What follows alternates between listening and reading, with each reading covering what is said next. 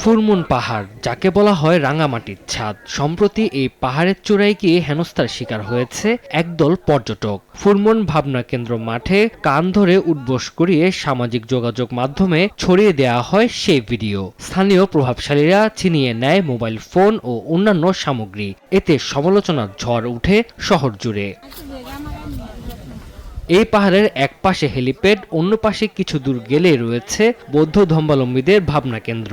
তবে সেখানে থাকে না কোনো ধর্মীয় গুরু। মধ্যরাতে পাহাড়ে ওঠার সময় হৈ হুল্লোড়, ভাবনা কেন্দ্রের পাশে উচ্চস্বরে গান বাজনা, দেয়ালে অশ্লীল বাক্য লেখাসহ নানা অভিযোগ ভ্রমণ পিপাসুদের বিরুদ্ধে। পর্যটকদের সঙ্গে এমন আচরণও চরম অন্যায় বলছে সুধী সমাজ। এই বিষয়ে সকল পক্ষকে দায়িত্বশীল হওয়ার পরামর্শ তাদের। ভবিষ্যতে যারা ঘুরতে যাবে তাদের যেমন মাথায় রাখতে হবে এটা একটা ধর্মীয় প্রতিষ্ঠান, এখানে কিছু বিধিনিষেধ আছে, পবিত্রতার একটা ব্যাপার আছে, পবিত্রতা রক্ষা করতে হবে। স্থানীয় যারা স্টেক হোল্ডার আছে তারা যদি সংশ্লিষ্ট হয়ে যদি এখানে পর্যটন কেন্দ্র বিকাশ করা যায় তাহলে এই ধরনের অপ্রীতিকর ঘটনা ঘটবে না।